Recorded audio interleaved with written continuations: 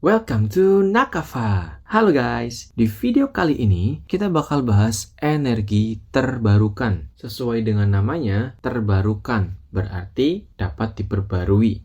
Atau energi ini tidak dapat habis karena dapat terus tercipta kembali. Energi terbarukan itu berarti energi yang dapat diperbarui atau yang tidak dapat habis. Lalu, kenapa kita harus mempelajari energi terbarukan? Karena kalau ada energi terbarukan, maka ada yang sebaliknya, yang dapat habis atau tidak terbarukan. Dan energi terbarukan ini adalah harapan masa depan masyarakat di dunia untuk bumi kita agar tetap lestari, dan juga energi yang kita gunakan adalah energi yang ramah lingkungan. Yang pertama adalah energi yang paling besar dan paling gratis di dunia ini adalah energi matahari. Energi matahari tanpa perlu kita bayar, kita bisa dapatkan hanya dengan keluar rumah. Itu aja, itu kalian udah dapat energi matahari. Namun, pada energi terbarukan, kita fokusnya adalah energi-energi yang dapat kita gunakan sehari-hari dan kemudian kita manfaatkan untuk diubah menjadi energi yang lain. Contohnya adalah pada panel surya.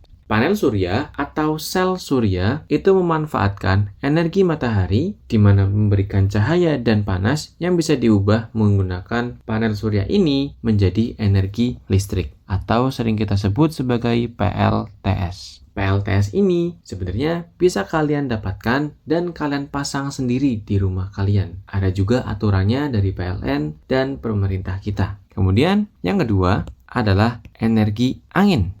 Energi angin itu berarti adanya udara yang bergerak dari satu titik ke titik yang lain. Itu adalah angin. Nah, angin juga bisa kita dapatkan secara gratis. Kalau misalkan kita hanya keluar rumah saja, kita sudah dapat angin. Tetapi, energi angin ini juga bisa diubah menjadi listrik dengan menggunakan kincir angin.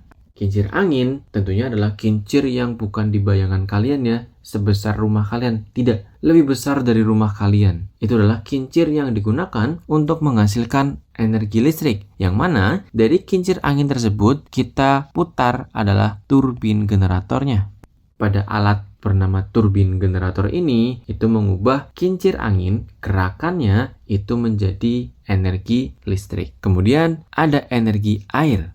Energi air hampir sama dengan energi angin. Bedanya adalah yang diputar itu adalah kincir air. Dan pada kincir air ini berarti kita membutuhkan air yang sangat deras yang biasanya kita gunakan pada air terjun. Pun tekniknya sama, menggunakan kincir air tersebut untuk memutar sebuah turbin generator yang kemudian dari turbin generator tersebut diubah menjadi listrik. Lalu ada energi panas bumi. Energi panas bumi bisa kita gunakan juga untuk sebagai sumber energi yang dapat diubah ke energi listrik. Dengan cara apa? Dengan cara uap. Prinsipnya sama seperti PLTU atau pembangkit listrik tenaga uap. Panas bumi yang dihasilkan oleh bumi kemudian digunakan untuk memanaskan air pada PLTPB atau pembangkit listrik tenaga panas bumi. Kemudian panas tadi, uapnya digunakan untuk menggerakkan turbin generator yang nantinya diubah menjadi energi listrik. Nah, energi panas bumi ini bisa kita analogikan ya, itu adalah sebagai kompor raksasa yang gratis kita bisa dapatkan dari buminya langsung. Kemudian ada energi biomasa. Energi biomasa itu awalnya itu dari tumbuhan atau makhluk hidup dan sampah-sampah organik lainnya. Energi biomasa ini mengubah tanaman ataupun sampah-sampah organik itu menjadi energi yang lain. Contohnya itu adalah untuk bahan bakar.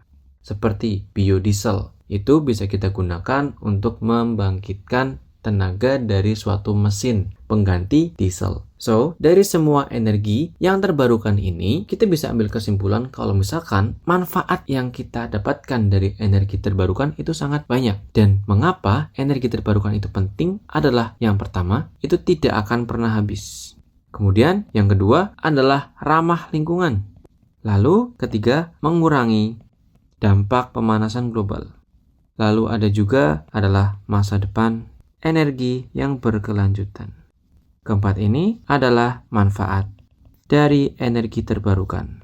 Dan alasan kenapa energi terbarukan itu harusnya sudah digencarkan oleh kita untuk dijadikan sebagai sumber energi yang utama. Tidak perlu lagi menggunakan energi fosil.